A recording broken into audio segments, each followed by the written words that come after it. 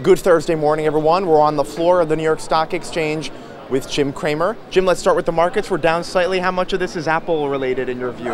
A good percentage. I think that there's this Mizuho note was very negative, saying that they're definitely going to miss the quarter, and the capital allocation is already in the stock.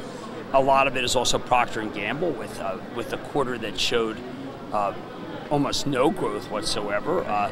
And those are offsetting a very good quarter from American Express, which showed high single-digit consumer growth. And so you've got a yin and a yang, but the yang of negativity is certainly surpassing the yin right now. Yeah, well, David Taylor used the word challenging. Yesterday on IBM, we heard the word disappointing. I mean, what's with these words? Well, challenging Procter truly has the prices are too high for their stuff. I mean, years and years and years ago, there was a Philip Morris, of course, is now just, we talk about Philip Morris, Friday, where they just unilaterally just cut the price of cigarettes in order to spur demand. It worked, but I think that Procter's trying to figure out whether they have to cut the price of Gillette, where they're really, really quite weak. And the Dollar Shave Club grooming business of Unilever really going head to head.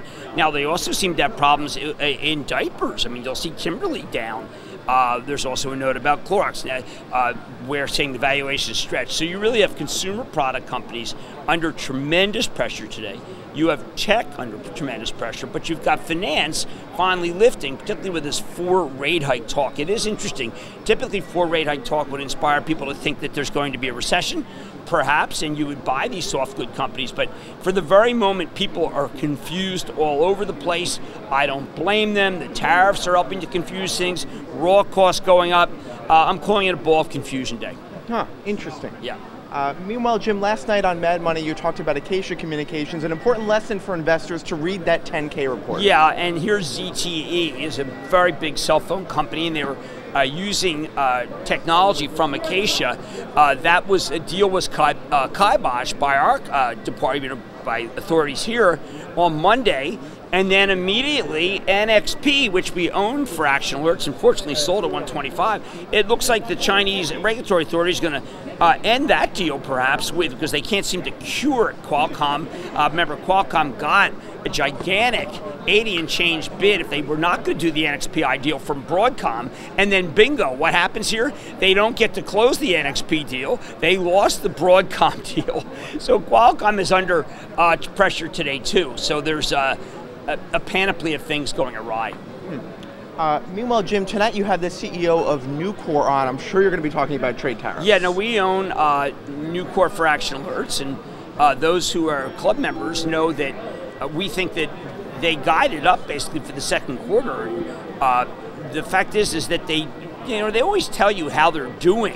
So there's never any real surprise to how the number they report. The big issue is always going to be how they think they're going to do based on the tariffs. So you're getting a chance to buy Nucor at a price that's kind of ridiculous. And we'll have more on Nucor in our Action Alerts Plus video after this. Jim, you also had the CEO of United Rentals on. You've long said that I've liked it, but this was apparently a miss. The time allocation was a disappointing number, but it's something that I've got to do more work on. Because candidly, I have been saying go long URI and short CAT if you wanted to be able to play infrastructure, and I want to be sure that thesis is right. I'm not sure. One of those suggested hedge fund plays. Yes. Okay. Jim Cramer, we'll continue talking about stocks on actionalertsplus.com. Please go there to watch us.